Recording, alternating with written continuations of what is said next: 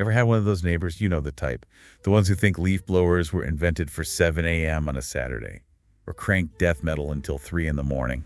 Yeah, I think we've all been there at some point, unfortunately. Well, imagine that, but up in the air. That's what we're getting into today, folks. Drones gone wild, neighborly feuds, and a dog who decided to take matters, shall we say, into his own paws. This sounds messy, I'm in. We're diving deep into a Reddit post titled, "Neighbor Sued Me After Harassing My Dog for Months. Lost Horribly," by user DeadDrone999. Sounds promising, right? Definitely intriguing. Okay, so what happened? Spill the tea. So, DeadDrone999's neighbor gets himself this brand spanking new drone. You'd think, okay, cool, go take some aerial photos, have some fun. Harmless hobby, what could go wrong? But nope, this guy decides his drone is basically a personal spy plane / annoyance machine.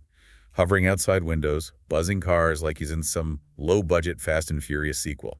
Okay, hold on. Right there, we're already into some legal gray areas. Even if it's the open sky, there are rules about where you can fly a drone, especially around private property. You can't just be peeking into people's windows. That's a big no-no. Privacy violation much. Exactly. And this guy seemed totally clueless or just didn't care. But it gets worse. DeadGrone999 has this big, beautiful 70-pound Malamute. Oh, I love Malamutes. They're gorgeous dogs. Right, big fluffy goofballs. But this poor dog was basically held hostage in his own fenced-in backyard. This drone-obsessed neighbor kept flying it right over the dog, buzzing him, freaking him out. Seriously, who does that? Ugh, that's just awful. It sounds like animal harassment, plain and simple. Intentionally causing an animal distress, especially a pet on its own property, can definitely land you in hot water.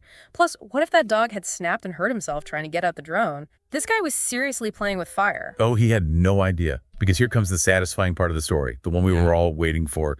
One day, the dog had enough. Let me guess. The dog finally caught the drone midair. You got it.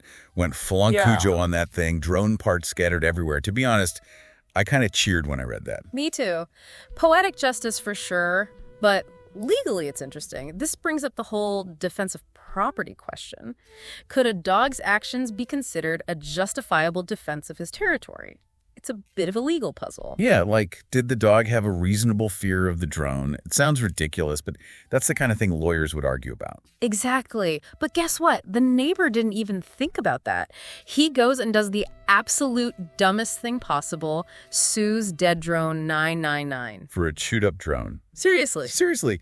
Wanted $900 for the drone. Plus, get this, an extra $300 for denied access to his property because the wreckage was in the dog's yard for a few hours. So this guy is a certified genius, clearly. This is what we call small claims court, folks. It's where neighborly disputes go to die, or sometimes escalate into even bigger messes. But hey, at least it's entertaining for us. That it is, and it's a good reminder to document everything. You never know when some drone-flying, lawsuit-happy neighbor is going to come after you. And DeadDrone999 was prepared.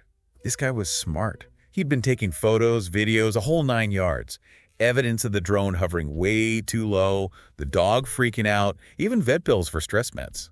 That's brilliant. Having that kind of documentation can totally turn the tables in these situations. It shows a pattern of behavior, it backs up your claims. And the judge was not having any of the neighbor's nonsense, threw out his lawsuit completely. But here's the kicker.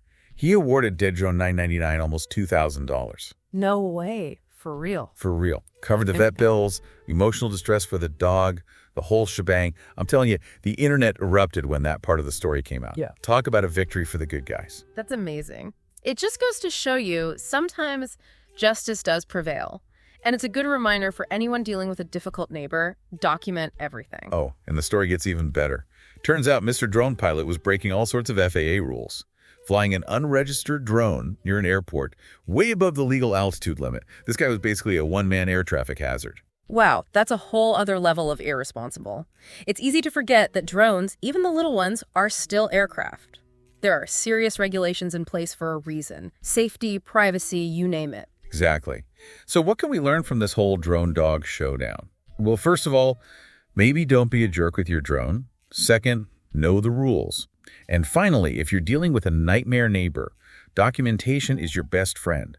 Photos, videos, receipts, write it all down. You never know when you'll need it. Absolutely. This case is a perfect example of how technology is changing the way we live, and sometimes not always for the better. It's a reminder that we need to be mindful of how we use these new gadgets and respect each other's boundaries, even in our own backyards. So what would you have done if you were dead drone 999? Would you have called in the Doggo Air Force sooner or tried a different strategy? Let us know in the comments, and until next time, happy flying, folks. But fly responsibly. Then keep those drones away from my dog. It's a wrap. See ya!